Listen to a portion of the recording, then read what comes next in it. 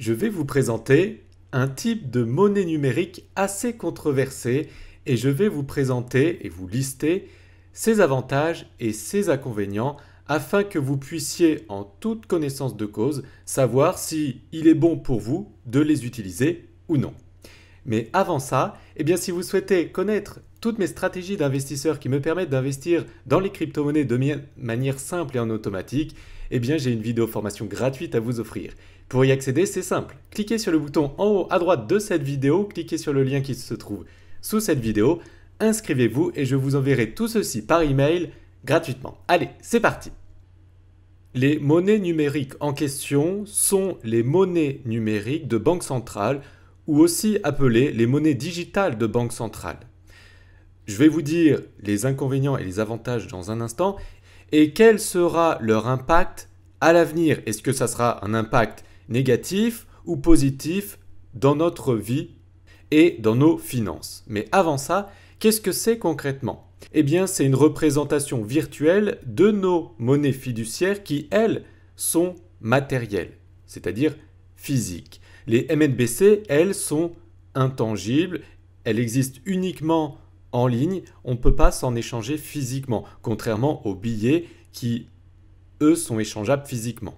La Banque centrale et la Banque de France sont en train de faire des expérimentations en ce moment et ils comptent sortir dans les prochaines années, on va en parler dans un instant, leur euro numérique. Mais avant ça, il faut comprendre pourquoi les banques centrales souhaitent lancer ce genre de monnaie numérique. C'est simple. Pour cela, il faut prendre conscience de tous les inconvénients que possèdent les billets pour les banques et pour l'État. Premier inconvénient des billets, c'est le financement du terrorisme. Et oui, si vous avez des billets et que vous souhaitez payer des armes avec, forcément, ça sera intraçable et il sera assez compliqué de tracer ces personnes pour les sanctionner.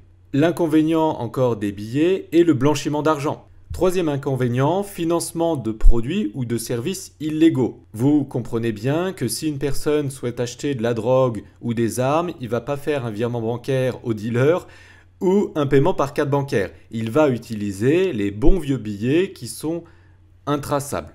Et ça, c'est un problème. Quatrième inconvénient, il y a l'utilisation de billets pour le travail dissimulé. Donc, c'est-à-dire qu'il y a des personnes, par exemple, qui viennent travailler chez vous et vous les payez, comme on dit, de la main à la main, par des billets. Et ça, c'est bien sûr illégal et c'est ce qu'on appelle du travail dissimulé. Ensuite, cinquième inconvénient, c'est la fraude fiscale. Ce billet, vous ne le déclarez pas, vous le mettez in the pocket dans votre poche. Vous ne déclarez pas votre chiffre d'affaires. Et ça, c'est une fraude fiscale parce que normalement, l'État prend un pourcentage sur le bénéfice réalisé et en plus la TVA. Donc, vous comprenez qu'il y a beaucoup d'inconvénients d'utiliser des billets puisque il est très compliqué, voire même impossible, de tracer les personnes et les transactions frauduleuses ou illégales. Et du coup, c'est très compliqué, voire même impossible, de sanctionner ces personnes qui sont dans l'illégalité. Voilà de bonnes raisons pour lancer une monnaie digitale de banque centrale. Il est possible que dans 3 à 5 ans, il y ait une cohabitation des billets avec les monnaies digitales de banque centrale et que dans 5 ou 10 ans, ou plus, je ne sais pas, que les billets soient retirés de manière progressive. Là, je suis sur le site de la Banque de France et vous pouvez lire le discours du gouverneur de la Banque de France sur l'avenir des monnaies digitales de banque centrale. Ce n'est pas moi qui le dis, c'est le gouverneur de la Banque de France. Donc, premier point, pourquoi il est impératif, selon lui, d'intégrer ces innovations numériques? Premièrement, il nous dit dans son discours que, en ce qui concerne le paiement de détail, c'est-à-dire entre les particuliers et les entreprises, le recul du paiement en espèces, en billets, s'est accéléré au cours des 18 mois, tandis que la plupart des paiements décentralisés ont augmenté 2 fois plus vite qu'avant la crise, passant de 51% d'augmentation en 2019 à 70% au premier semestre 2021. Donc, selon lui, pourquoi il est impératif d'intégrer ces innovations de monnaie digitale de banque centrale rapidement? C'est parce que les gens déjà utilisent moins les billets et utilisent plus les méthodes de paiement dématérialisées. Deuxièmement, l'apparition des big tech et de nouveaux actifs de règlement comme les crypto-monnaies volatiles et les crypto-monnaies stables, les stablecoins, pourraient constituer un danger pour la souveraineté monétaire et notre mandat de protection de la stabilité financière. Donc c'est-à-dire, en français, ça veut dire qu'ils ont peur que le Bitcoin ronge leur souveraineté et ils ont peur aussi que d'autres crypto-monnaies stables, comme par exemple une crypto-monnaie de société privée, par exemple celle de Facebook, eh bien aussi rongent leur souveraineté monétaire, c'est-à-dire qu'ils auront moins de pouvoir.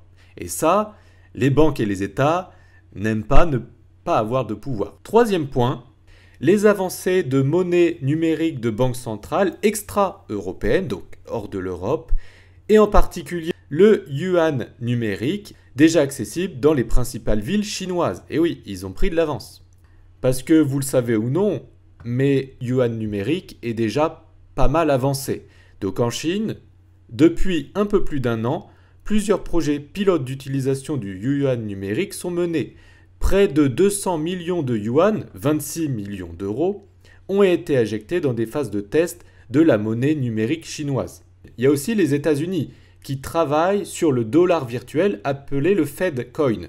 À la suite de son discours, le gouverneur de la Banque de France nous indique les résultats de la consultation publique de la BCE, donc la Banque Centrale Européenne, publiée mi-avril, montrent que les citoyens européens considèrent deux aspects comme particulièrement importants: le respect de la vie privée et de la sécurité.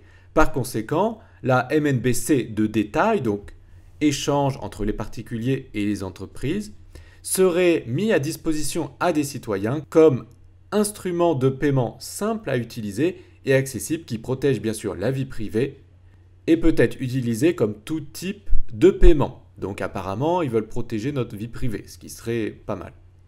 Alors restez bien jusqu'au bout parce que dans un instant, je vais vous donner les avantages et les inconvénients et l'impact que ça pourrait avoir par la suite dans notre monde financier. Mais avant ça, je vais finir le discours qu'il a dit, c'est vraiment important.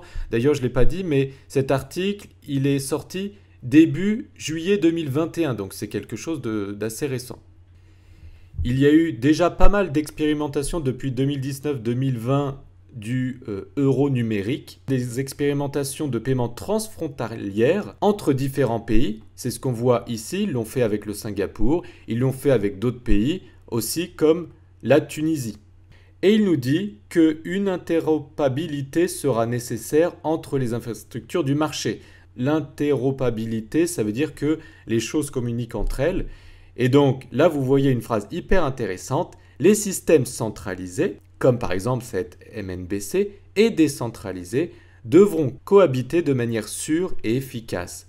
Donc c'est pour ça que je pense que tout ça cohabitera ensemble. Point numéro 3 de son discours, après je vous dirai les avantages et les inconvénients. Se préparer à pouvoir introduire rapidement les MNBC si nécessaire. Et vous pouvez voir leur roadmap, leur plan d'action. Alors, ce que le gouverneur nous dit dans son discours, c'est qu'en juillet prochain, c'est en ce moment, le Conseil des gouverneurs pourrait donner leur feu vert au lancement d'une phase d'investigation qui pourrait débuter à l'automne et démarrer jusqu'en 2023. À cette date, donc en 2023, le Conseil des gouverneurs décidera de lancer ou non un euro numérique. Il nous faudra encore quelques années de travaux préparatoires sérieux pour qu'un euro numérique devienne une réalité. Donc, maintenant, les avantages et les inconvénients. Donc, j'ai essayé d'être objectif, mais j'aimerais avoir votre avis sous cette vidéo. Donc, pour moi, les inconvénients des MNBC, c'est que bien sûr, comparé à l'utilisation des billets de banque, eh bien, il y a moins de confidentialité, il y a moins de vie privée. Si par exemple, j'achète un produit avec un billet, personne ne le sait, sauf la personne avec qui je fais la transaction. Donc, il y a un certain anonymat, une certaine confidentialité. Par contre, si on utilise ces monnaies numériques de banque centrale, forcément, il y aura beaucoup moins de confidentialité et beaucoup moins de vie privée, sauf si ils n'ont pas cette possibilité. Mais ce que je pense pas, on verra d'ici là. Ça veut dire quoi, moins de confidentialité? Ça veut dire que si vous faites un achat avec cette monnaie numérique de banque centrale, on sait quel produit vous achetez. Ils vont savoir quel service vous achetez. Ils vont savoir le montant que vous dépensez. Ils vont savoir le lieu de votre achat. Ils vont savoir avec qui vous avez fait cette transaction.